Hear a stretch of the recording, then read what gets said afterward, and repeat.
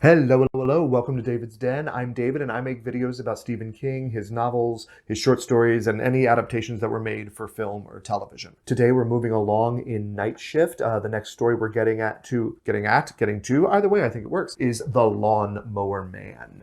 So this is another one of those movies that I actually have not seen before. So you are getting first instant thought reactions, known to be one of the least faithful adaptations of a Stephen King work, to the point where Stephen King actually sued the producers to have his name taken off. So, yeah, this one's kind of, we're in for it. And from here on out, all things spoiler for The Lawnmower Man short story. I'll be talking about it all the way through to the end. Also, obviously, the film as we go through it. The Lawnmower Man was originally published in a 1975 episode. Let's try that again.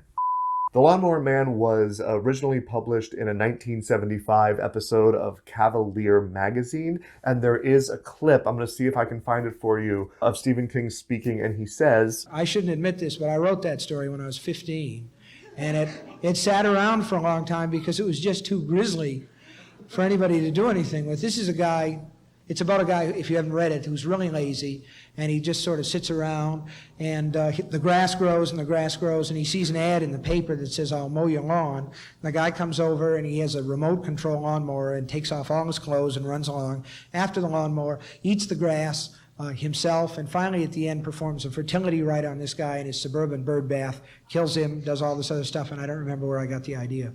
Over in the Night Shift reading vlog, I talk a lot about how the story, while a great concept and a great idea, really goes for the gross out horror, which King says he still goes for. What is it? Psychological horror, then terror, then the gross out. That's his trifecta of this is what I go for in this order. So this is young Stephen King with a teenager's imagination going for a gross out and throwing in, oh, I'm smart, I know about, these other pagan religions. What I know about this movie is it was made in 1992, and it involves computers in cyberspace. It's not a 9-page story where some guy who let his grass overgrow for a few months found someone in the Yellow Pages to come cut his grass. Yeah, and there's even a sequel in 1996, The Lawnmower Man 2 Beyond Cyberspace. So that's going to be interesting for the Patreon watch-alongs for the Stephen King-inspired sequels.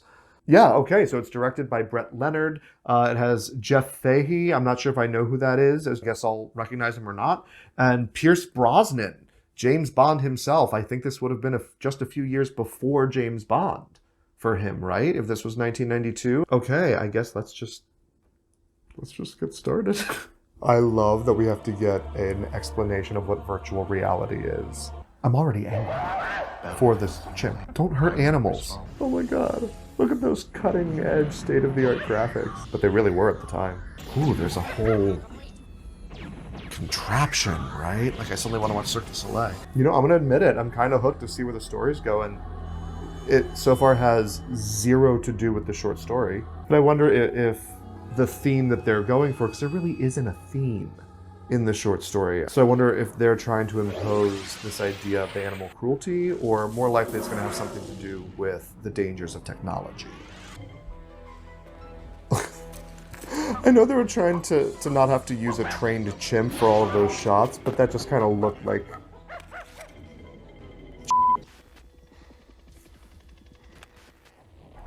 War everywhere. What is it good for? Absolutely nothing. There's a lot of loose threads being set up here. Okay, so now we have the idea of animal cruelty, we have the idea of war, and we have the idea of cyberspace. The last two, I think, are going to be where this is really going. I think the chimp was just to tug our heartstrings a little bit, and it worked. We have he's spying on the neighbors, and there's an abusive family next door. This is actually a really concise, great setup, I think.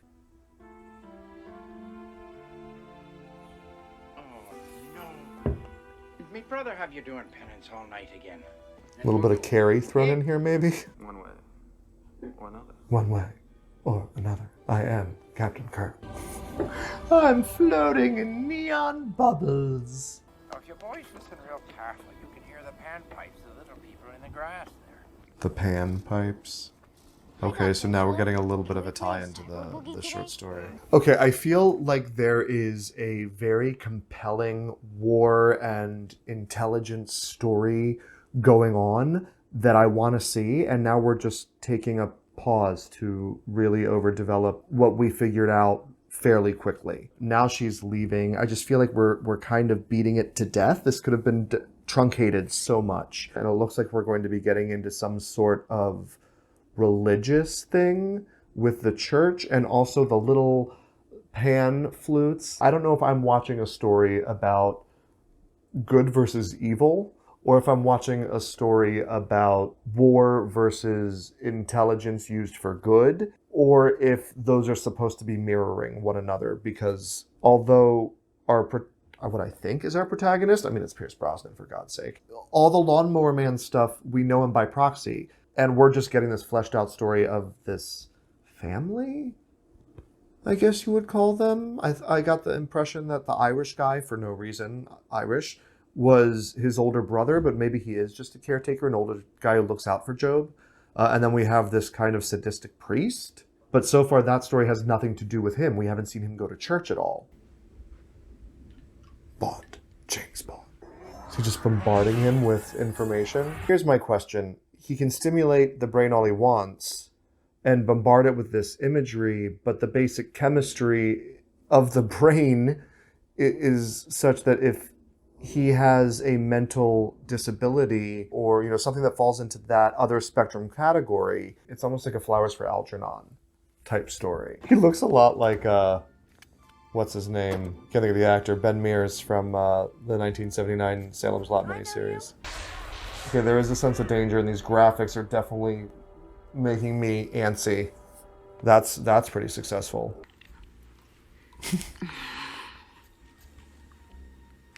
But if he was really getting smarter, he would be picking up on what to do, the cues, right? So there's a certain disconnect here. I mean, it's a funny moment, but he would start to catch on. It's probably one of the most awkward sex scenes I've ever seen that wasn't supposed to be awkward. This really quick absorption of information and content, and now that he's been taught this way and he can't focus on anything for a very long time, it is actually kind of an unintentional commentary today about how we consume media. And they say that our attention spans get shorter and shorter. And here it was, 30 years ago, they were theorizing that somebody who consumes information this way would be affected like that. That's kind of weird. Now he suddenly can read minds. Like, I understand the unlocking of the potential of the human mind and getting into ESP. I mean, Stephen King's novels. We have telekinesis. We have pyrokinesis. We have people who can see the future or talk to ghosts. It's actually kind of very reminiscent of Firestarter and what Charlie's parents go through in the experiment when they're college students that lead to their DNA being altered and then giving birth to Charlie with her powers. So I wonder if this setup is kind of a nod to that story of Stephen King's, which in a way I appreciate, but they're not developing it. We spent so much goddamn time in that relationship that really didn't need to be there, except they wanted to give us a chance to see Pierce Brosnan without a shirt on. You could have found another way. Oh, look, now he's on top. He's learning. I was pushing. See, there we go. We could have cut those 25 minutes and we still get him with his shirt off. I'll see you on the inside. Wait, but does he even know how to turn it on or run the equipment? Don't get the suit wet, buddy. They just became a dragonfly? Okay, I take it back. This may be the most awkward sex scene. The score tells us we should be worried. Man may be able to evolve 1,000-fold through this technology, but the rush must be tempered with wisdom. Says the man who assaulted him with strobing knowledge. I remember through the 90s, there was a lot of movies, a lot of media latched onto that kind of, we only use 10% of our brain. What can we unlock? So that's a contemporary theme for the time that the movie was made that they're utilizing. But again, I'm so lost on the threads of, am I supposed to be caring about the kid being abused? Am I worried more about the military, or am I worried more about Job? Should I be worried about Our scientist, was it Abramson, something with an A. I don't even like him well enough to care to remember his name. Yeah, there's not really a likable character except for Job, who I am now rooting for. So it feels like we switched our protagonist mid-story. Once we left his marriage and focused on Job, half an hour into the movie, it's about Job. I see all these nuggets and this craft of suspense being built in, the cut, the visual assault, the bright colors to knock us off edge, and it's all being used wonderfully, except I don't know what the suspense is building toward, so nothing sits with me to keep me waiting for more, and so the pace is dragging. You know what it did to Roscoe 1138, and he was the most advanced chimp we ever had. You gave a human another formula that hadn't been tested on a chimp yet. Or if it had been, we weren't told that at any time. I've said it before and I'll say it again. I can swallow a lot and accept a lot with my suspension of disbelief in a horror film. Anything that involves ESP or some sort of demonic power or anything supernatural. But within the world, it has to make sense and the story has to be laid out in a way that I buy it. Ooh, but he doesn't know this is the old formula, right? And this is the one that causes rage. So now we have... God, he's gorgeous. So now we have a guy with rage and psychic ability. Who's still not cutting lawns or eating grass or praying to Pan. And when he gets upset, shouting, "Bye, Cersei!" I will say I appreciate the dialogue for the Doctor is always heightened intelligent language. They really did a lot to differentiate how each of these characters talk. I love what they do with the makeup and the camera angles as his progression happens. From being an unintelligent person on the spectrum, we're saying unintelligent because that's how he's being defined in the film, becoming intelligent, becoming socially aware. The way they shoot it, it makes him look more confident. He's more defined in the lighting and with the makeup that they're using. And then he gets suave and put together and, he's always in a pose. And the actor's doing great to fill it, although we're getting into a little bit of, I'm going mad, archetypey crazy eyes. But I guess that's kind of the point for where we are in the story. So they've done a great progression for us visually. Okay, you could have had an actual stunt double do that at this time. You didn't have to use the CGI that looks as fake as the CGI within the story. Yeah, so they're really taking a lot from Firestarter, I think. From the experiment that mimics what happened to them with Lot 6 in Firestarter. They should have called it The Lawnmower Man Becomes the Firestarter.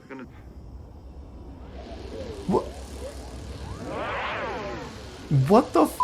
We didn't have any graphic as he went into somebody else's. Now, so he's eating them up like the lawnmower. Lawnmower Man's in your head now, Jake. Oh, we're finally back to here. So I'm supposed to care about this kid again. Okay, so this is from the short story to an extent. Maybe the only scene from the short story. When the guy goes from the backyard to the front yard and he's naked, crawling across the lawn, eating the grass coming from behind the lawnmower, our guy inside calls the police. And he says, there's a naked man. I need to report him pushing a lawnmower in front of my house. And I know it sounds crazy. They don't believe him. And because he picked up the phone and tried to report him, the lawnmower starts coming inside with the Lawnmower Man right behind him saying, you shouldn't have done that. And the lawnmower chases him through the house. And at the end, the police are there going, it took us 2 hours to get here. We didn't really believe him. We thought he was nuts. And now we have this guy who looks like a lawnmower chased him through his house. And part of him is in the bird bath like a sacrifice, which all ties back together very intelligently, very obviously intelligently in the short story. It's not one of my favorite stories. And this is proving to not be one of my favorite films. But here's the scene of the lawnmower actually crashing in the front door and chasing someone. So yay, we got that at least. Bird bath. Did you say the bird bath? Bird bath. So that's what we get from the short story. Lieutenant, He's in the wife bird and bath. kid. A Satan cult or something. Either that or... A Satan cult. Nobody is trying... dumb cop trope anyone? Because they're not putting together, oh, the boy who the priest looks after and cares for is also the guy who cuts the lawn at this house too. That's not all. Marnie Burke was found this morning wandering around the streets, stark naked, laughing her ass off. Flipped out. Now the psychiatrist figured Also she cuts her probably lawn. witnessed one of the And murders, she's just been in f***ing him. shock. But No one's putting this I together. see What is he wearing? I mean, it looks kind of cool. It just doesn't make sense with consistency. Oh, now we're suddenly in a Van Gogh? So the shop is coming to pick me up. The Shop. That's what they were called in Firestarter, too.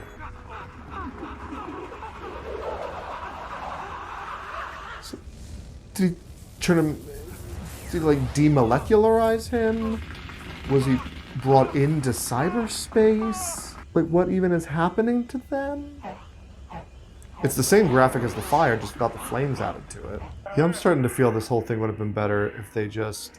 Even if they kept this idea of experimenting on somebody on the spectrum and raising their intelligence and crossing the border into these psychic abilities, I just think that they could have spent so much more time fleshing out that story and not had this, what feels like we're making a comment about the military's use of intelligence wedged in there. In fleshing this movie out, they really did it a disservice, even if we're not thinking of it as based on the short story. I've never seen before. Look at my lips. I'm snarling because I'm evil. They could have used flamethrowers coming... There are ways to have done this that was so much better at the time. And that's Andy from the film Firestarter. I'm using the push, which is what he called his power, and it gives him a headache. And he even has people kill themselves in Firestarter. Larry, be careful! See, there's no sense of urgency outside of what the score's attempting to give us. Access denied. Access denied. But if he's so smart, he should be able to crack those codes. David Soul, that was the actor's name who played Ben Mears. All the phones ringing at the same time. He's still around.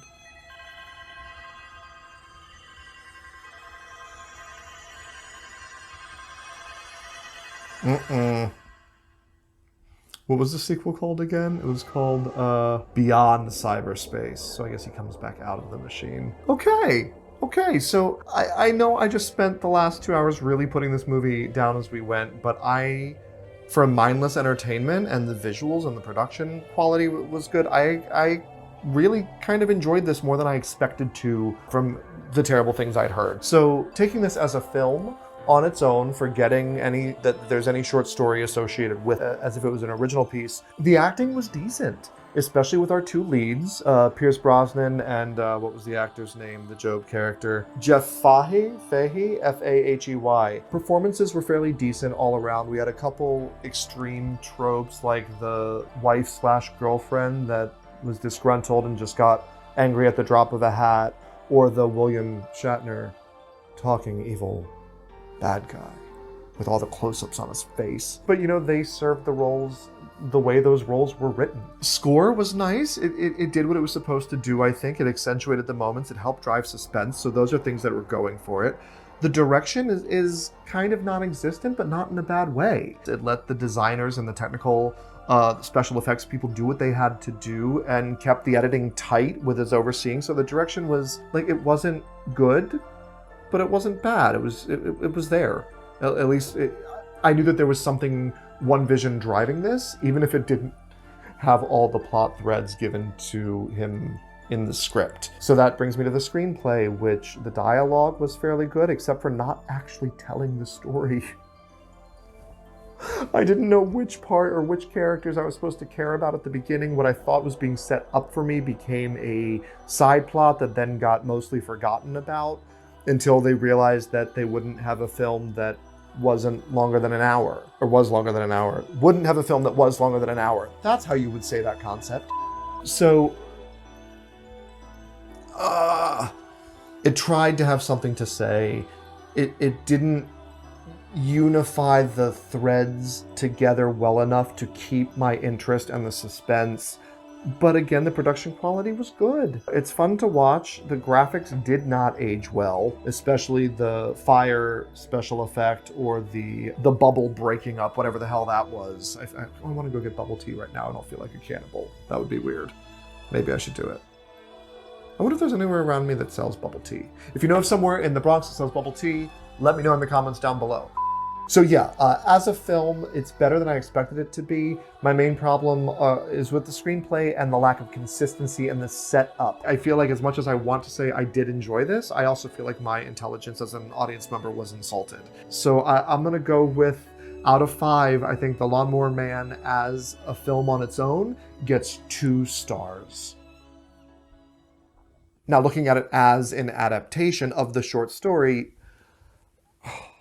I don't know where to begin because there really isn't anywhere to begin. The Lawnmower Man looks nothing like he does, behaves nothing like he does, is nothing like he is in the short story. There is no element of pan. It was just kind of a throwaway sentence that then never went anywhere. The older Irishman spouting lore to the little kid, like, watch out for the little people. They blow Pan's flute. And then we got this religious element in the priest that never came to fruition as an opposing force, which would have been a really nice way to flesh out the story into a feature-length film had they just kept the story as it was originally. And in comes this guy, what the f***? You want to flesh that out with the religious elements? That could have been a really great movie. This, outside of the reference to Pan's flutes, which apparently the leprechauns, because they made him Irish for some reason, and then you had the scene where the lawnmower,